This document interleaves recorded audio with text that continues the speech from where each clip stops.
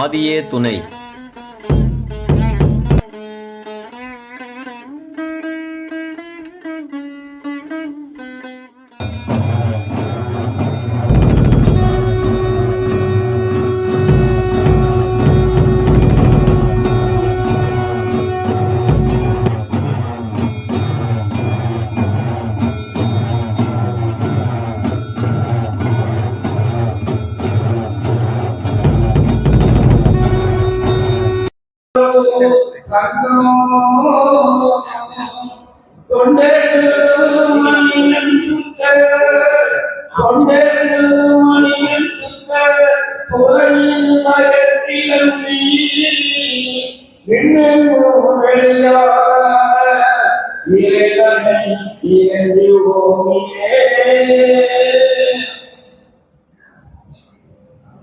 கல்கி அவதாரத்தின் அற்புத செயல்கள் என்ற நூலினை நூற்தொகுப்பை வெளியிட்டு அதனுடைய சாராம்சங்களையும் தெய்வமாவுடைய வேதத்திலிருந்து பொருத்தி காட்டி முத்தி பேருரையாற்றிய செந்தாமரை அண்ணா அவர்களுக்கு நமஸ்காரம்.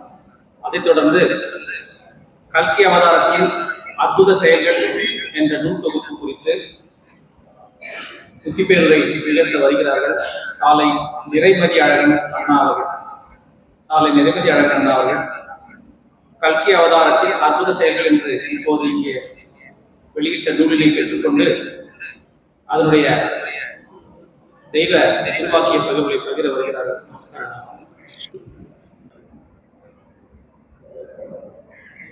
அவையில் உள்ள மெய்வழிக்குல மக்கள் அனைவருக்கும் எனது பணிவான நமஸ்காரங்கள். இங்கு திரளாக வந்திருக்கும் அனந்தாதி தேவர்களுக்கும் மெய்வழி சந்ததியினருக்கும் யதார்த்த நன்மனத்துகள் அனைவருக்கும் எனது மனமார்ந்த வாழ்த்துக்களை தெரிவித்துக் கொள்கிறேன். இந்த இனிய விழாவில் உங்களோடு சில கருத்துக்களை நான் பகிர்ந்து கொள்வதில் ஒரு பெரிய பாக்கியமாக நான் கருதுகிறேன்.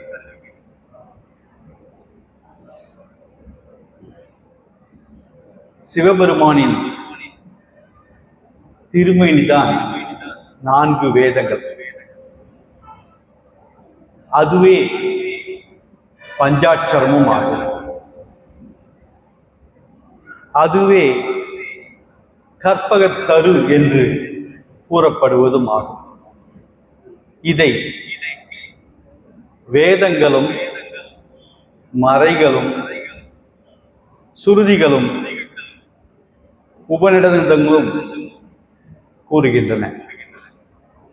இதை நிரூபணையில் காட்டி அருளியவர்கள் ஸ்ரீலஸ்ரீ பிரம்மோதய சாலை ஆண்டவர்கள். அதனால்தான் பஞ்சாட்சரமேனி படிந்தகுல தெய்வம் அதை நெஞ்சார கண்டு தொழ நீநிலத்தில் வாச்சுதுங்கே என்று நாம் எல்லோரும் தெய்வத்தை பிரார்த்திக்கிறோம். வானலோகம், பிரம்மலோகம், வைகுந்தம், கைலாயம் மற்றும் மெகரஜ் போன்ற திருத்தலங்கள் இருப்பதை நாம் கேள்விப்பட்டிருக்கிறோம். ஆனால்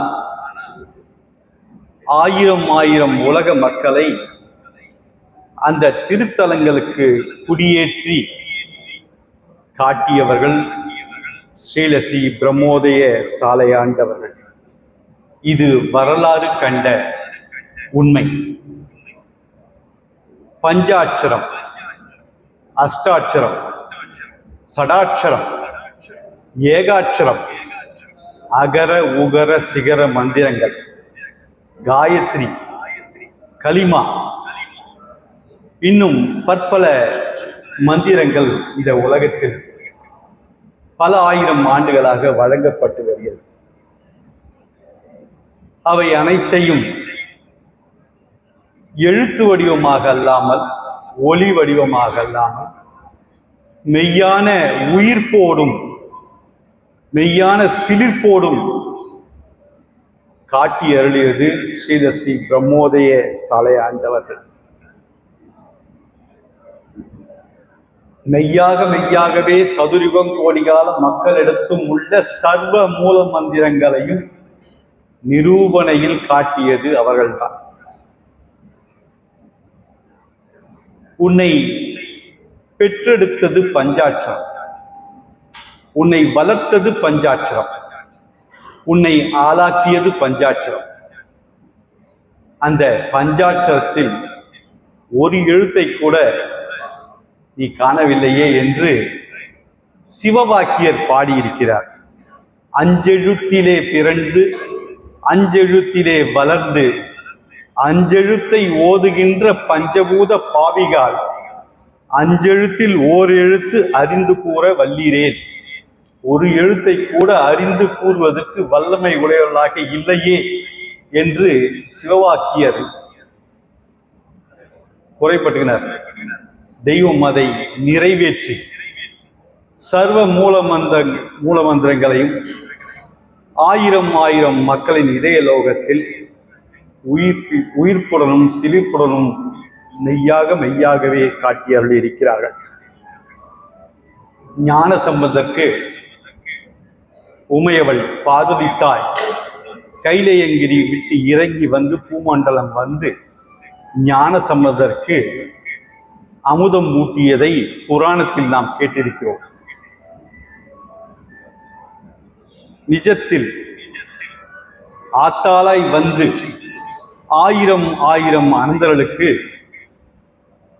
ஞானத்தையும் அமுதத்தையும் தில்லை அமுதத்தையும் அருள் அமுதத்தையும் 64 தீட்சைகளாக வழங்கி அந்த காண்டற்கரிய காட்சிகளை அனந்தாதி அவர்கள் கண்டு களித்தது வரலாற்று உண்மை.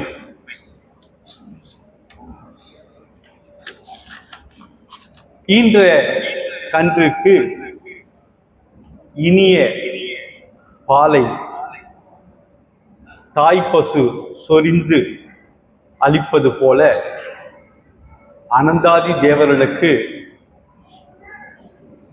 அனைவருக்கும் ஜாதி மத இன வேறுபாடின்றி ஏழை பணக்காரர் பாகுபாடின்றி படியினில் அடியரை பரிந்தெடுத்து அவருடைய கஜானா பெட்டியிலிருந்து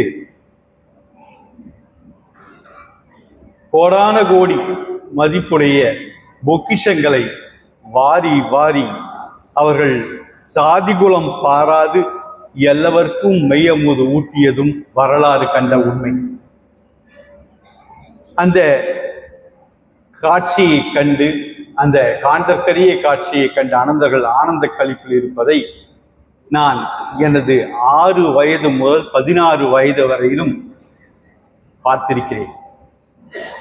தெய்வம் திருமேனியோடு இருந்த 10 ஆண்டு காலம் நான் அவர்களை பலமுறை தரிசனையில் காணும் பாக்கியத்தை பெற்றிருக்கிறேன். அப்பொழுதெல்லாம் வருடத்துக்கு 4 அல்லது 5 முறை தெய்வம் அவர்கள் பிரம்மோபதேச முகூர்த்தம் ஏற்பாடு செய்வார்கள். பிரம்மோபதேசம் இரவு 9 மணிக்கு ஆரம்பிக்கும். பொன்னரங்க தேவாலயம் முழுவதும் திரைச்சீலை இட்டு மறைக்கப்படும். அனந்தர்கள் எல்லோரும் பொன்னரங்க தேவாலயத்துக்கு சென்று விடுவார்கள்.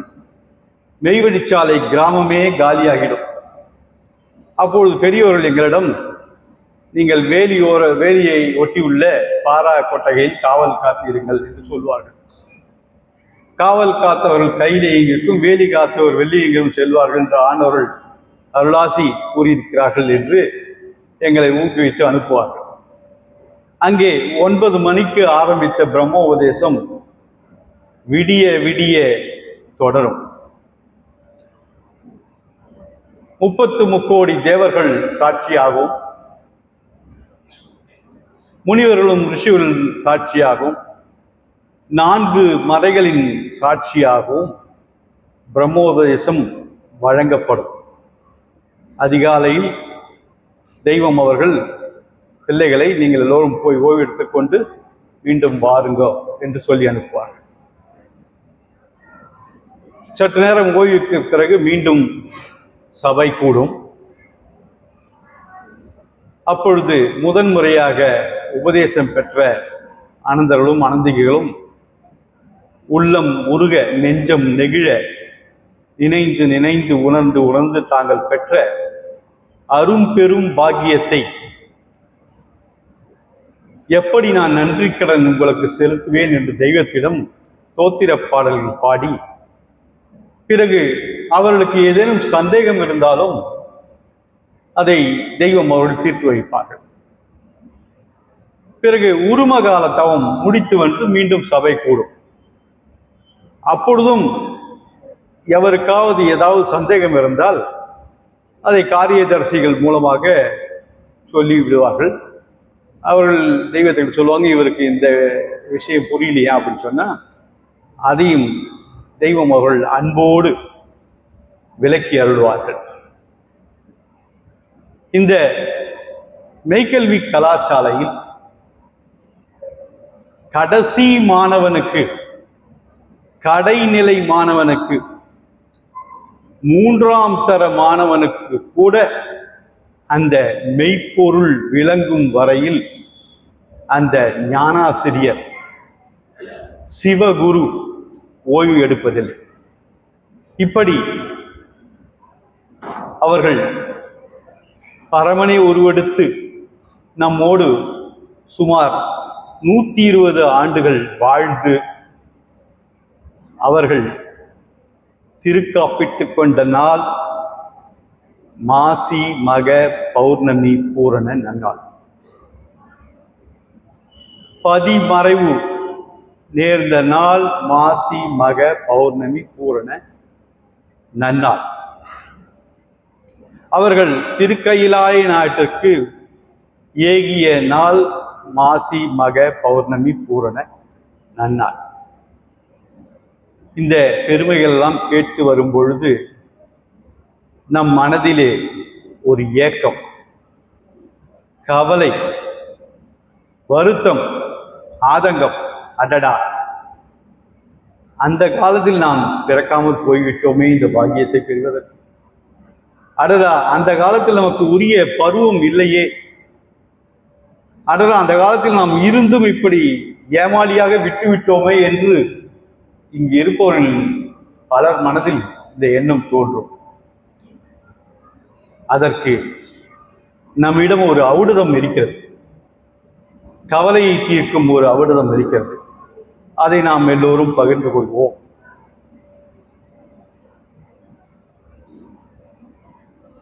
வேதாரண்யம் திருமறைக்காடு எனப்படும் திருத்தலம் நீங்கள் கேள்விப்பட்டிருப்பீர்கள்.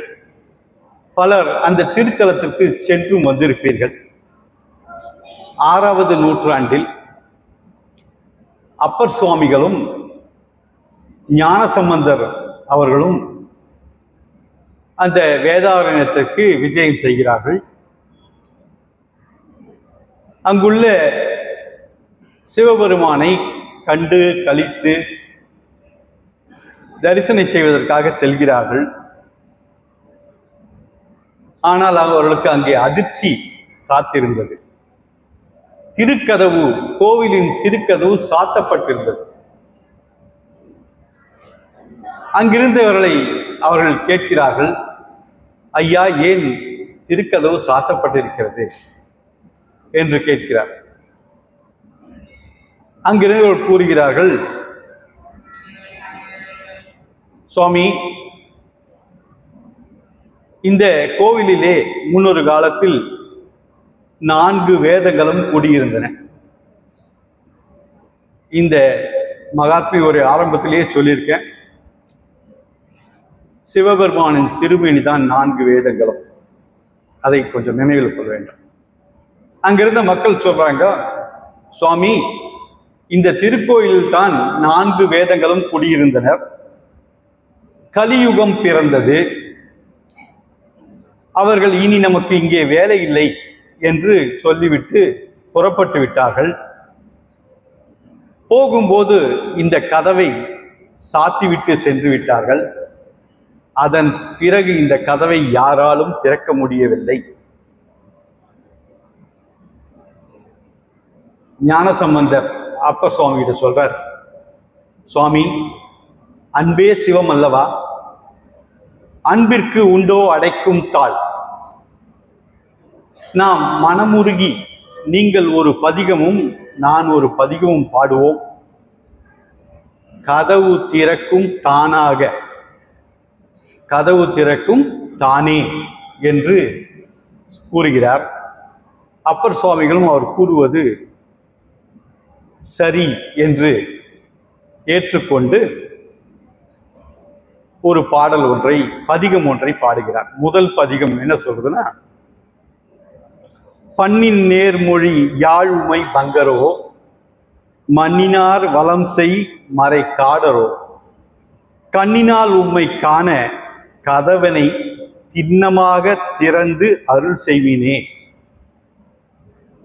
இனிய யாழின் இனிமை விஞ்சும் குரலை உடைய பார்வதியின் மணாளனே, பக்தர்கள் வரும் காட்டிலே, திருமறை காட்டிலே அமர்ந்திருப்பவனே, உன்னை காண வேண்டும், கண்ணால காணணும். எனவே நீ திண்ணமாக கதவை திறந்து எனக்கு காட்டி அருள வேண்டும் என்று வேண்டும் 10 பாடல்கள் பாடும் பொழுது திருக்கதவு தானே திறந்தது. கதவு தானே திறக்கிறது. சைவ குரவர்கள் இருவரும் ஆனந்த களிப்போடு இறைவனையும் இறைவியும் தரிசனையில் காண்கின்றார்கள். பின்பு ஞானசம்பந்தர் ஒரு பதிகம் ஒன்றை பாடுகிறார். கதவு தானாக மூடிக்கொண்டது. இந்த நிகழ்வு நடந்தேறியது மாசி மக பௌர்ணமி பூரண நன்னாள். இந்த அதிசயம் நடந்தது மாசி மக பூரண பௌர்ணமி நன்னாள். இதை நாம் கதையாக பார்க்கக்கூடாது, கருத்தோடு பார்க்க வேண்டும். இதில் உள்ள உட்பொருளை நாம் சூசகமாக அறிந்து கொள்ள வேண்டும். பரமனே உருவெடுத்து பாரிடை குருவாக வருவது உண்டு. சிவமே குருவாக சிவகுருவாக அவதாரம் செய்வது உண்டு. அது ஒரு பூவன வசந்த காலமாக இருக்கும். அப்பொழுது இந்த உலக மக்களுக்கு அனைவருக்கும் அந்த சிவகுரு இலகுவாக ஞானத்தை வழங்குவார்கள், வேதங்களை விரித்து காட்டுவார்கள். மக்களோடு மக்களாக அவர்கள் வாழ்ந்து திருக்காப்பிட்டுக் கொள்வார்கள். இவ்வாறு அவர்கள் திருக்காப்பிட்டுக் கொண்டதோடு அவருடைய சகாப்தம் நிறைவு பெறுவது இல்லை. இதோடு இந்த சகாப்தம் முடிவது இல்லை. எந்த வானத்தில் பௌர்ணமி அன்று நிலவு ஜொலித்துக் கொண்டிருந்ததோ அதே வானத்தில் தான் அமாவாசை அன்றும் இருக்கிறது. நம் கண்களுக்கு அது தெரிவதில்லை. அதுபோல அவதார புருஷர்கள் பதிமறைவுக்கு பின்பும் இருந்து அருள்பாலித்துக் கொண்டிருக்கின்றார்கள். ஜீவ பிரயாணம் அதற்கு சாட்சியாக இன்றும் இருக்கிறது. அவர்கள் எடுத்து வைத்துள்ள வேதம், அவர்கள் அருளிய வேதம் ஞான பொக்கிஷங்களை கொடுக்க வல்லதாக இருக்கிறது. செந்தாமரை ஆனந்தர் அவர்கள் பல பாடல்களில் பாடி இதை கூறினார்கள். இத்தனை பொருளும் எந்த காலத்தில் அறிவோம் என்று மெத்தன ஏங்கி நீயும் மிரண்டிட வேண்டாம் சொல்வேன். சுத்த சைதன்யநாதர் சொல் ஒரு பொருளினாலே செத்து நீ தினம் பழக தெளிந்திடும் உளவு தானே. கதவு எப்படி திறந்தது? தானே திறந்தது. அதே போல சுத்த சைதன்யநாதருடைய சொற்கள் அடங்கிய ஞான பொக்கிஷமாகி ஆதிமை உதயபூரண வேதாந்தத்தில் உள்ள பொருளை நீ புரிந்து உணர்ந்து படித்தால் செத்து நீ தினமும் பழக தெளிந்திடும் அந்த உளவு தானே என்று கூறியிருக்கிறார்கள். எனக்கு மைண்ட் வாய்ஸ் கேட்குற பவர் இருக்குது. எனக்கு ஒரு சிலோட மைண்ட் வாய்ஸ் எனக்கு இப்போ கேட்குது. அண்ணா, அன்பே சிவம், அன்பிற்கு முண்டோ அடைக்கும் தாள், காட் இஸ் லவ், தட்டுங்கள் திறக்கப்படும், கேளுங்கள் கொடுக்கப்படும். இவை எல்லாம் எல்லா ஆன்மீக மார்க்கங்களிலும் கூறப்பட்டுள்ள பொருள்தானே. இதில் மெய் வழிக்கு மட்டும் எப்படி சிறப்பான இடம், எப்படி ஒரு தனி இடம் நீங்கள் கொடுக்கிறீர்கள் என்று கேட்கிறீர்கள். நிச்சயமாக அதற்கு பதில் இருக்கிறது. இறைவன் மதங்களை உண்டாக்கியது இறைவன். இறைவன் தான் மதங்களை உண்டாக்கினார். எல்லா ஆன்மீக மார்க்கங்களும் எல்லா ஆன்மீக பாதைகளும் பாரவான்களாலும் அவதார புருஷர்களாலும் தான் ஏற்படுத்தப்பட்டுள்ளது. பின்பு ஏன் இதில் இவ்வளவு வேறுபாடுகள்? ஏன் இவ்வளவு சண்டை சச்சரவு? ஏன் இவ்வளவு பகைமை? அதற்கு காரணம் இந்த உலகத்தில் உள்ள பல ஆன்மீக பாதைகள் அதனுடைய சாரத்தை விட்டு சென்று விட்டது வெகு தூரம். அவைகள் உண்மையின் சாரத்தை விட்டு சென்று விட்டது வெகு தூரம் என்று நான் சொன்னால் ஏற்றுக்கொள்ள மாட்டீர்கள். இந்த மெஞ்ஞான பரம்பரை குடியில் முன் பிறந்த தோன்றலவர்கள் பலர் இதை கூறியிருக்கிறார்கள். அதுல ஒரு 5-6 விஷயங்கள் நம்ம இப்போ பார்ப்போம். சத்திய சுத்த உத்தமர் மேரு புத்த பகவான் 2500 ஆண்டுகளுக்கு முன்பு வாழ்ந்தவர். 1000 மக்களுக்கு ஞானத்தை வழங்கியவர். குடும்பம், சொத்து, சுதந்திரம் எல்லாத்தையும் விட்டுட்டு காவி உடையும் பிச்சை பாத்திரத்தையும் எடுத்துக்கொண்டு ஞானத்தை பெறுவதற்காக அவர் பின்னால் சென்றார்கள். அப்படிப்பட்டவர்களிடம், அப்படிப்பட்ட பக்தர்களுக்கு அவர் சொல்றாரு, நான் உனக்கு நிலவை காட்ட ஆசைப்படுகிறேன்.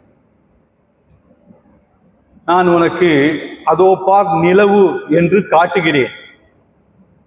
ஆனால் நீயோ என்னுடைய விரலை பார்க்கிறாய். அதோ பார் நிலவு என்று நான் காட்டுகிறேன், உனக்கு நிலவையே காட்டுகிறேன், ஆனால் நீ என்னுடைய விரலை பார்க்கிறாய். ஒரு ஜோக். ஆசிரியர் மாணவனை கேட்கிறார், உங்க அப்பா என்ன வேலை செய்யறாரா? எங்க அப்பா அம்மா சொல்ற எல்லா வேலையும் செய்யறாரு. அதை கேட்கல தம்பி, அதை எல்லாரும் தான் செய்யறாங்க. நான் கேட்கறது, உங்க அப்பா என்ன தொழில் செய்கிறார்? அவர் சாஃப்ட்வேர் இன்ஜினியரா இருக்கார் சார். கேட்பவரும் சொல்பவரும் கேட்பவரும் ஒரே அலைவரிசையில் இருக்க வேண்டும் என்பதை உணர்த்தும் கருத்து இது. தெய்வம் அவர்கள் கூறியிருக்கிறார்கள், ஆலயங்களும் கோவில்களும் வழிபாட்டு தலங்களும்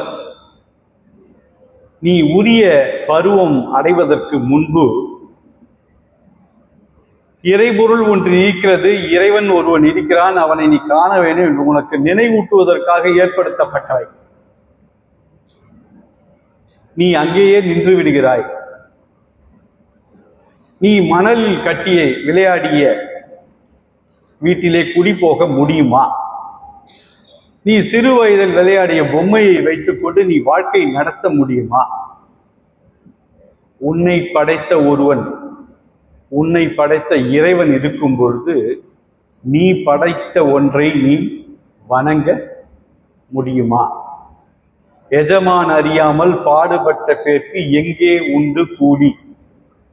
எஜமான் அறிந்து இங்கே பாடுபடுவர்களுக்கு இக பர சௌபாகியங்கள் உண்டு என்று தெய்வம் பாடி அருளியிருக்கிறார்கள். இதை போன்ற கருத்தை ஸ்ரீ ராமகிருஷ்ண பரமஹம்சருடைய முக்கிய சீடர்கள் உருவான விவேகானந்தர், சுவாமி விவேகானந்தருடைய சிக்காகோ சொற்பொழிவு உலக புகழ் பெற்றது. அதில் அவர் சொல்லியிருக்காரு, ஆலயங்களும் விக்கிரகங்களும் வழிபாடுகளும் நோன்புகளும் ஆராதனைகளும் பிரார்த்தனைகளும் ஆன்மீகத்தின் அரிச்சுவடிகள். நீ மேலும் மேலும் செல்ல வேண்டும், நிற்காமல் செல்ல வேண்டும்.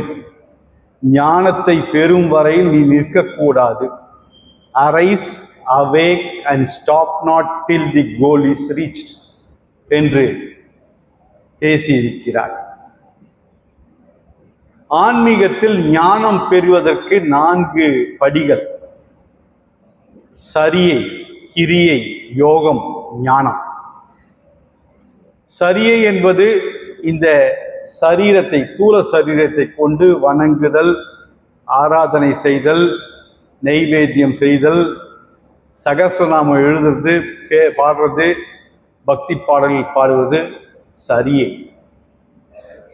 கிரியை ஜீவதேகத்தில் நின்று வழிபடுவது. யோகம் காரண தேகத்தை அறிவது. அதனால்தான் பகவத்கீதையில 18 அத்தியாயம் ஒரு யோகமா போட்டிருக்கு.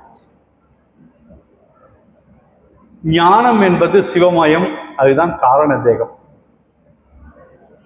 இப்படி 4 படிகள் இருக்க, சரியிலேயே உனக்கு எங்கே ஆரம்பிப்பது எங்கே முடிப்பது என்று தெரியவில்லையே மகனே, நீ எப்படி ஞானத்தை பெறுவாய் என்று தெய்வம் ஆதங்கத்தோடு திருவாய் மொழிந்திருக்கிறார்கள். வள்ளல் பெருமான் அவர்கள் ஒரு திருமுகம் எழுதியிருக்காங்க, பேருபதேசம். அதை எல்லாரும் ஒரு 5 பக்கம் இருக்க பேருபதேசம் கட்டாயம் 2 முறை 3 முறை படிக்கணும். அதில் நிலவை பார்க்காமல் விரலை எப்படி பார்க்கிறார்கள் என்று தெளிவா சொல்லியிருக்கார்.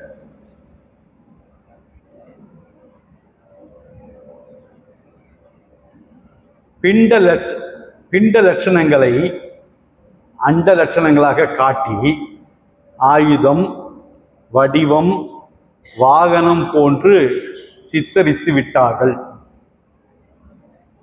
அதனால்தான் நாத்திகர்கள் சாமிக்கு கை கால் உண்டா என்று கேட்டால் பதில் கூற தெரியாமல் விழிக்கிறார்கள். தம்மை கனபாடிகள் என்றும் பண்டிதர்கள் என்றும் கூறிக்கொள்பவர்கள் குழுவுக்குறியாக கூறப்பட்டுள்ள சிவாய நம, நமச்சிவாயம், ஓம் நமச்சிவாயம் என்ற மந்திரங்களை 4, 8, 12 என்ற சங்கையில் அமைத்து உண்மையை எவரும் காண முடியாதவாறு மண்ணை போட்டு மூடிவிட்டார்கள். இந்த உண்மையை கண்டமாகவும் அகண்டமாகவும் ஆண்டவர்கள் உங்களுக்கு தெரிவிப்பார்கள். இது சத்தியம், சத்தியம், சத்தியம் என்று தெளிவாக ஆன்மீகத்தின் சாரம் சென்று விட்டது வெகு தூரம் என்பதை ராமலிங்க அடிகள் அருமையாக அந்த திருமடலில் எழுதியிருக்கிறார்கள். சைவ சித்தாந்தத்தில் முக்கியமான ஒரு சித்தாந்தம் முப்பொருள் விளக்கம். உங்களை எல்லாரும் தெரிஞ்சிருக்கோம். பதி, பசு, பாசம். இந்த முப்பொருள் விளக்கத்துல என்ன சொல்லப்பட்டிருக்கிறது என்றால், எல்லோரும் சிவமயமாகி அந்த பதிக்கு செல்ல வேண்டும். அதற்கு உங்களுக்கு பசு என்று குழுவுக்குறியாக கூறப்பட்டுள்ள ஜீவதேகம் தெரிந்திருக்க வேண்டும். அதற்கு தடையாக இருப்பது பாசம். பாசம் மிகுந்த குளத்திலே இறங்கின வழுக்கி விழுந்துருவீங்க. பாசம் அதிகமாச்சுன்னா யமன் பதிக்கிட்டு போயிடுவான், சிவபதிக்கு போக முடியாது. எனவே பாசம் ஒழிக்கப்பட வேண்டும். பசு என்கின்ற ஜீவதேகம் தெரிந்து கொள்ள. பசு எனப்படும் ஜீவதேகத்தில் சிவன், பிரம்மா, விஷ்ணு என்ற மும்மூர்த்திகள் இருக்கின்றார்கள். நான்முகன் இருக்கின்றார். 33 தேவர்கள் இருக்கின்றார்கள்.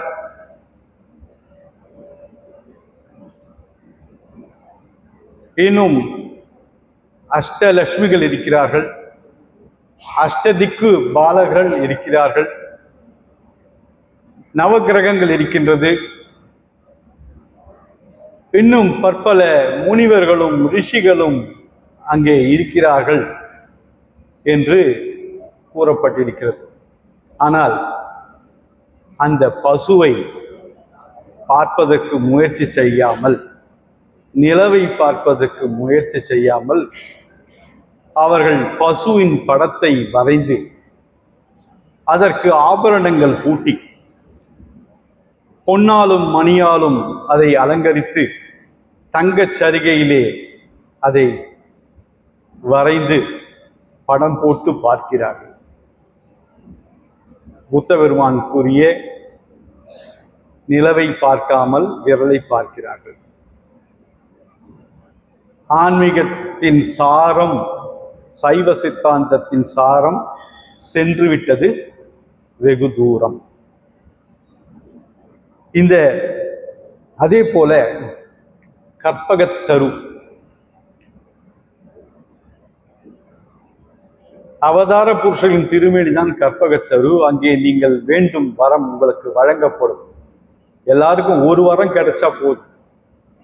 மரணமில்லா பெருவாழ்வு கிடைச்சா எல்லா பாக்கியம் கிடைச்ச மாதிரிதான். தூல வாழ்க்கையை துச்சமாய் எண்ணி ஜீவ வாழ்க்கையை திடம்பட செய்ய வேண்டும். ராமகிருஷ்ண பரமஹம்சர் அவதார புருஷரா அமர்ந்து பல ஆயிரம் மக்களுக்கு அருள் வர்ஷிப்பு கொடுக்கிறார். அதுல அவரை நம்பி அவர்கிட்ட பெற்றவர்கள் வெகு சிலர்கள். அவர் கற்பகத்தரு அங்கேயே உட்கார்ந்திருக்கும் போது இவர்கள் போய் இமயமலை அடிவாரத்தில் கற்பகத்தரு என்று ஒரு மரம் இருக்கும், அதை தேடி செல்வதை வேடிக்கையாக ஒரு கதை மூலம் விளக்குகிறார். ஒரு வேடன் 2 நாளா பிள்ளை குட்டிங்கெல்லாம் பசியா இருக்குது, போய் நீ வேட்டையாடி ஒரு ஏதாவது புடிச்சுன்னு வரணும் வரான், காட்டுக்கு வரான். ஒரு முயல் ஒன்றை துரத்தி செல்கிறான். அந்த முயல் அவனுக்கு சரியான ஆட்டம் காட்டி சுத்த வச்சு எங்கேயோ போய் ஒளிஞ்சிடுச்சு. ஓடி ஓடி களைத்து விட்டான் அந்த வேடன். நல்ல வெயில், பகல் 12 மணி ஆயிடுச்சு.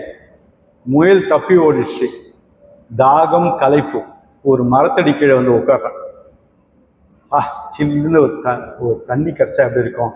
அப்போ உடனே பெஞ்சோஸ் மினரல் வாட்டர் ஜில்லுன்னு ஒரு பாட்டில் நிக்குது. சந்தோஷம் ஆயிடுச்சு. எடுத்து குடிச்சான். தாகம் தீர்ந்தது, பசி களைப்பாக இருக்கிறது நினைச்சான். ஒரு நல்ல உணவு இருந்தா அப்படி இருக்கும். அவன் உடனே அடையார் ஆனந்த பவன் ஸ்பெஷல் மீல்ஸ் முன்னாடி நின்றுச்சு. நல்லா சந்தோஷமா சாப்பிட்டான். உண்ட களைப்பு தொண்டனுக்கும் உண்டு. தாகமும் தீர்ந்தது, பசியும் போச்சு. இப்போ நல்ல கொஞ்சம் ரெஸ்ட் எடுக்கணும் போல இருக்குது. இங்க பார்த்தா ஒரே கல்லும் முள்ளுமா இருக்கு. நல்ல ஒரு மெத்தை இருந்தா நல்லா இருக்கணும்னே உடனே ஒரு பொருளான் மேட்ரஸ் ஜமால் விழுது. பட்டான். நல்லா தூங்கிட்டான். நல்ல உணவு, நல்ல மெத்தை, நல்ல உறக்கம். எழுந்து பார்த்தா 6-7 மணி ஆயிட்டு இருந்தது. அடடா, வீட்டிலே பெஞ்சாதியும் பிள்ளையும் காத்துட்டு இருப்பாங்க. நம்ம பாட்டு வீட்டு தூங்கிட்டோம். கையில வேற எதுவும் எடுத்து போறது எதுவும் இல்லை. சரி, நம்ம வீட்டுக்கு போவோம். ஆனா இருட்டாகி விட்டது, நெடுந்தூரம் போகணுமே.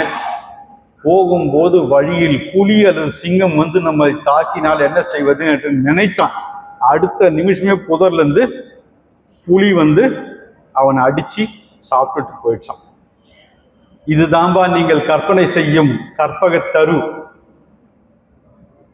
நீங்கள் கற்பனை செய்வது போல ஒரு கற்பகத்தரு உனக்கு கிடைத்தால் இதுதான் உனக்கு பலன் என்று எள்ளி நகையாடி இந்த கதையை ஸ்ரீ ராமகிருஷ்ண பரமஹம்சர் கூறியிருக்கிறார். அதே போல 7 ஜென்மங்கள் மனுஷனுக்கு உண்டு, செத்து செத்து பிறப்பான் அப்படின்னு சொல்லிட்டு ஒரு நம்பிக்கை. இவ்வுடலில் 7 பிறப்பும் இருப்பது அறியாமல் செத்து பிழைப்பது என்று சொல்வார் உலகர் என்று தெய்வம் சொல்லியிருக்காங்க. அவையை பிராட்டியார் சொல்லியிருக்காங்க, அரிது அரிது மானிடராய் பிறப்பது அரிது அப்படின்னு சொல்லியிருக்காங்க. இதெல்லாம் தாண்டி அந்த செத்து பிழைத்து 7 ஜென்மம் எடுப்போம் என்கின்ற நம்பிக்கையும் உண்மைக்கு அப்பாற்பட்ட ஒரு நம்பிக்கையாக இருந்து வருகிறது. ஒரு கணவன் மனைவியை சந்தோஷப்படுத்தணுன்றதுக்கு நினைச்சான். அன்பிற்குரியவரே, என்ன இன்னும் 7 ஜென்மம் எடுத்தாலும் உனக்கு கணவனாகத்தான் நான் வருவேன் என்று சொன்னான். எதிர்பார்த்ததற்கு எதிர்மறையா வேகமா கோபமா வரா மனைவி. என்ன கேட்கிறான்னா, 8வது ஜென்மத்துல எவ கூட நீ ஆட்டம் போடலான்னு நினைக்கிற அப்படின்னு கோபம். இதுல வம்பா போச்சு, பிள்ளையார் பிடிக்க போக குரங்கு பிடிச்ச கதையா போச்சு சொல்லிட்டு எனக்கு நிறைய வீட்டுல வெளியே வேலை இருக்குது, நான் போயிட்டு வரேன் அப்படின்னு சொல்லிட்டு எஸ்கேப் ஆயிட்டான். இவை எல்லாம் கூறி வந்ததிலிருந்து ஆன்மீகத்தின் சாரம் உண்மையை விட்டு சென்று விட்டது வெகு தூரம் என்பதை நீங்கள் ஏற்றுக்கொள்வீர்கள் என்று நான் நம்புகிறேன். நம்பலாமா?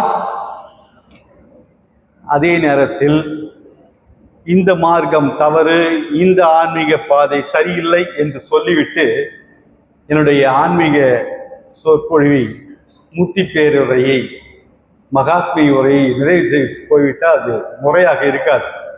கொஞ்சம் நேரம் அதிகமானாலும் இன்னொரு 5 நிமிடம் 10 நிமிடம் எடுத்து இதை நான் செய்வழி காட்டி உய்வழி கூட்டும் மெய்வழியை பற்றி கூறி என்னுடைய மகாத்மி உரையை நிறைவு செய்ய விரும்புகிறேன். ஆன்மீகத்தின் நோக்கம் இறைவனை அறிதல், கடவுளை அறிந்து கொள்ள வேண்டும். எளிமையா தெய்வம் சொல்றாங்க, கடவுள்.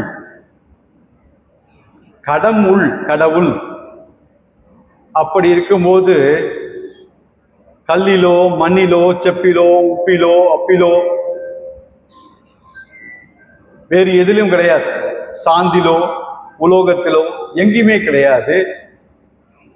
அண்ணா பாடினாங்க அந்த பாடல், அண்டமும் அதிபாதாளம் அகிலமோடமரர் மற்றும் கண்டனால் யோனி தோற்றம் கனிக்கோனா உடலோ சங்கம் தொண்டெழு மனிதன் சுத்த துறை இருதயத்தில் அன்றி விண்டெங்கும் வெளியாகாத இறைவனை இறைஞ்சுவோமே.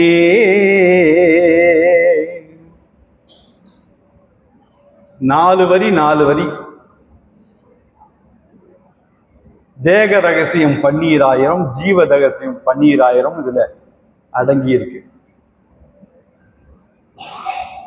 அண்டம், வானலோகம், பூலோகம், பாதாள லோகம் என்று 3 லோகங்கள் இருக்கிறது. அந்த 3 லோகத்துக்கு அமரரும் மற்றும் 84,100,000 ஜீவராசிகளும் 7 வகை தோற்றத்தில் வருவதற்கு 4 வழிகள் தான் இருக்கிறது. வானலோகம், பூலோகம், பாதாள லோகம். இதுல வசிக்கிறது அமரர் மற்றும் 7 வகை தோற்றம் உள்ள உயிரினங்கள். அவைகள் இந்த 3 உலகத்துக்கும் வருவதற்கு 4 வழி. புழுக்கம், வித்து, அண்டம், சினை. புழுக்கத்துல சில உயிரினங்கள் வருது, வித்து விதையில சில உயிரினங்கள் வருது, அண்டம்னா முட்டையில சில இனங்கள் வருது, சினை கருப்பையில சில இனங்கள் வருது. இவைகள் எழுவகை தோற்றத்தில் வருகின்றன. அமரர் மற்றும் எழுவகை தோற்றத்தில் என்று பாடியிருக்கிறார். தாவரம், ஜலம் வாழ் ஜந்து, ஊர்வன, பறவை, மிருகம், அடுத்து நரர், மனு. நரர், மனு இந்த 7 பேரும் அந்த சினைன்ற இதுல இருந்து 7 வகை தோற்றமும் இந்த 4 வகை வழியாக வருகிறார்கள். அதுல மனு, நரன் மனுவாக மாறுகிறான். மனு அமரர் என்றால் தேவர். தேவர்கள் மட்டும் தனியா சொல்லிட்டாங்க. அமரர் மற்றும் 7 வகை தோற்றங்கள் என்று சொல்லியிருக்காங்க. ஏனென்றால் மனு குரு கடாட்சத்தால் தேவராக முடியும். ஆவிடை யோனியில் பிறந்து மறுபிறப்பு எடுத்து புனர்ஜன்மம் எடுத்து அவன் அமரனாக மாற முடியும். இயேசு பிரான் அடிக்கடி சொல்லியிருக்கார், மறுபிறப்பு எடுக்க வேண்டும், மறுபிறப்பு எடுக்க வேண்டும். நிக்கோதமஸ் என்பவர் அவர்கிட்ட கேட்கிறாரு, சுவாமி, நான் தான் ஏற்கனவே அம்மாவுடைய கருப்பையிலிருந்து வந்து பிறந்து இப்போ 80 கிலோ இருக்கேன், நான் எப்படி இன்னொரு கருப்பையில போய் பிறக்க முடியும்? அதுக்கு அவர் சொல்றாரு,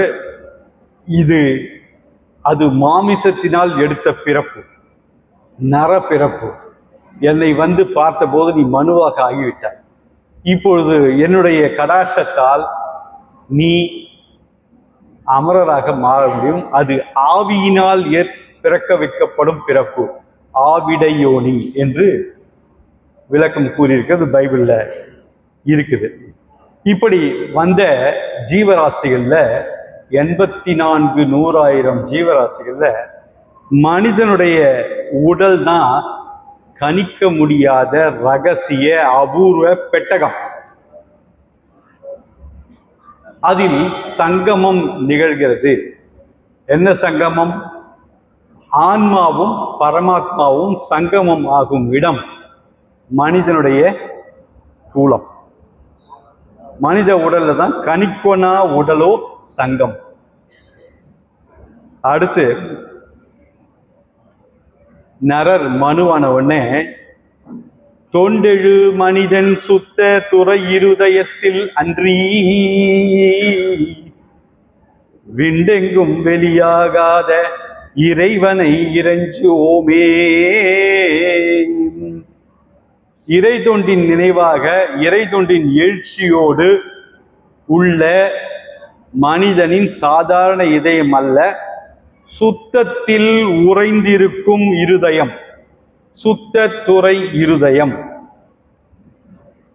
மலங்கள் இருக்கக்கூடாது, மும்மலங்கள் இருக்கக்கூடாது அந்த இதயத்துல. ஒரு திருமண விழாவுக்கு போறோம், நம்ம ஒருத்தர் சொல்றாரு, உன்னை இதயபூர்வம் வாழ்த்துறேன்றாரு. இன்னொருத்தர் நான் மனமாற வாழ்த்துறேன்றாரு. இன்னொருத்தர் நான் ஆத்மார்த்தமா உன்னை வாழ்த்துறேன்பா அப்படின்றாங்க. மனம், இதயம், ஆத்மா இவையெல்லாம் ஒரு பொருள் குறிக்கும் பல சொற்கள். உங்க மனதிலே, நம் மனதிலே மும்மலங்கள் இருக்கக்கூடாது. ஆசைகள் அடியோடு அழிக்கப்பட வேண்டும். ஆணவம், மாயை, கண்மை மும்மலங்கள், ஆசை, மண், பொன், பெண் ஆசை அடியோடு அழிக்கப்பட வேண்டும். முக்குணங்களில் சாத்விக குணம் உயர்த்தப்பட வேண்டும். எல்லார் இதயத்திலையும் 3 குணங்கள் இருக்கிறது. ரஜோகுணம், ராட்சச குணம், தாம்ச குணம், சோம்பேறித்தனமான குணம், சாத்வீக குணம். சாத்விக குணம் கர்மயோகின்னு சொல்லிட்டு பகவத்கீதையில சொல்ற அவருடைய குணம். ஜனகர் முதலானவர்கள் இந்த உலக ஆட்சியும் சிறப்பாக செய்து ஆன்மீக பணியும் சிறப்பாக செய்தார்கள். அவர் சாத்வீகி. அந்த சாத்வீக குணத்தை நாம் உயர்த்தி ரஜோகுணத்தையும் தாம்ச குணத்தையும் குறைத்து பண்படுத்த வேண்டும். அதையெல்லாம் தாண்டி பஞ்சமாபாதகங்கள் ஒழிக்கப்பட வேண்டும். கொலை, கொலை, மது, மாது, சூது இவை அடியோடு அழிக்கப்பட வேண்டும்.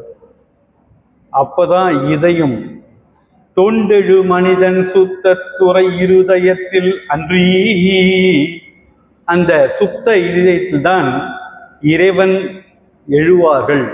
விண்டெங்கும் வெளியாகாத இறைவனை இறைஞ்சுவோமே. வேறெங்கும் இறைவனை நீ நிச்சயமாக காண முடியாது. இறைவனை காண வேண்டுமென்றால் சுத்தத்துறை இருதயத்தில் நரன் மனுவாக ஆகி மனு தேவனாக ஆகும் அந்த படிப்படையான ஒரு விஷயம் இது. இதை எல்லா கிரந்தங்களிலும் சொல்லப்பட்டிருக்கிறது, எல்லா வேதங்களிலும் சொல்லப்பட்டிருக்கிறது. ஆனால் நிலவை பார்க்காமல் விரலை பார்த்து கொண்டிருக்கின்றோம். ஒரே உதாரணத்துக்கு ஒரே ஒரு பாடல், கோவிலாவ தேதடா குலங்களாவ தேதடா, கோவிலாவ தேதடா குலங்களாவ தேதடா, கோயிலும் குலங்களும் கும்பிடும் குலாமரே, கோவிலும் குலங்களும் கும்பிடும் குலாமரே, கோயிலும் மனதுலே குலங்களும் மனதுலே, ஆவதும் அழிவதும் இல்லை இல்லை இல்லையே. உன்னுடைய ஜீவன் ஆக்கப்படவும் இல்லை, அழிக்கப்படவும் இல்லை. அதை நீ பாதுகாத்து கொள்ள வேண்டும் என்று நமக்கு ஒரு உஷார்படுத்திட்டு சிவவாக்கியர் இந்த பாடலை பாடியிருக்கிறார். எனவே நாம் எல்லோரும் இறைவன் அருளால, தெய்வத்தின் சித்தத்தால செய்வழி காட்டி உய்வழி கூட்டும் மெய்வழியில வந்திருக்கிறோம். இந்த கருத்துக்கள்லாம் எல்லா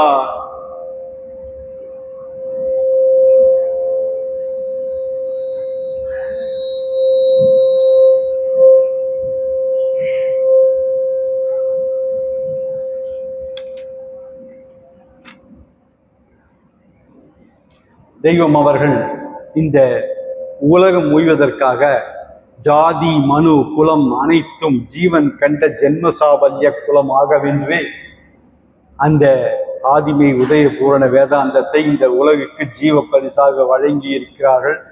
அதை சொல் ஒரு பொருளோடு நாம் படித்து பழகி வந்தால் எப்படி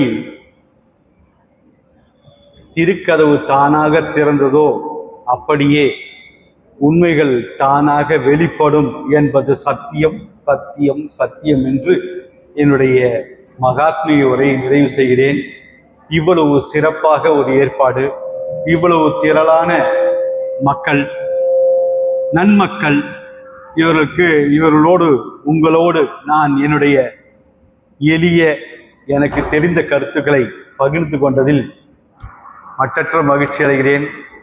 இந்த விழாவை ஏற்பாடு செய்தவர்களுக்கு, இந்த ஆன்மீக கூட்டத்தை ஏற்பாடு செய்தவர்களுக்கு என்னுடைய மனமார்ந்த நன்றிகளை தெரிவித்துக் கொள்கிறேன். நமஸ்காரம்.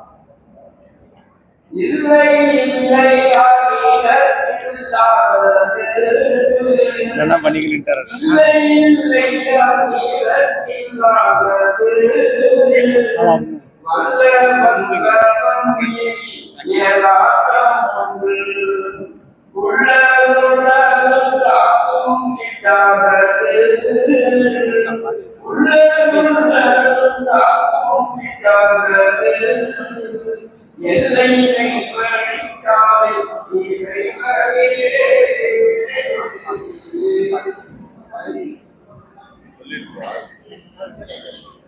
இங்கே வந்திருக்கும் அன்பு உள்ளங்கள் அனைவருக்கும் என்னுடைய நமஸ்காரம் தெரிவித்துக் கொள்கிறேன். அன்பு அன்பு என்கிறோம். அன்பை பார்க்க முடியுதா? உங்ககிட்ட இருக்க அன்பு இவர்கிட்டயே அன்பு இருக்கு, என்கிட்டயே இருக்குது. அக்காவுக்கு அன்பு இருக்கு, பார்க்க முடியுமா? அது யாருடைய அன்பு? இறைவனுடைய அன்பு. அது உள்ள உக்காந்துக்கிட்டு அந்த அன்பு செலுத்துது இல்லையா? நம்ம தெய்வம் எப்படி அன்பு செலுத்திருக்கிறாங்க? அதே சுப்பிரமணிய சுவாமி என்ற ஒரு புக்ல இருந்து இந்த பாடல். பரமண்டலத்தில் உள்ள பிதாவை துதி செய்யும் பைபிளும் அன்புதானே. பாராளும் அல்லாவின் பேராற்றல் கூறிடும் திருக்குரான் அன்புதானே. நிறைவான கருணையை சொல்லிடும் திருவிடக புத்தமோ அன்புதானே. நீதநெறி மாதவ மகாவீர தைரியத்தில் நிறைந்ததும் அன்புதானே. அன்பே சிவம், அன்பே சிவம், அன்பே சிவம், அன்பே சிவம் எனும் 63 ஆண்டவர் அன்புதானே.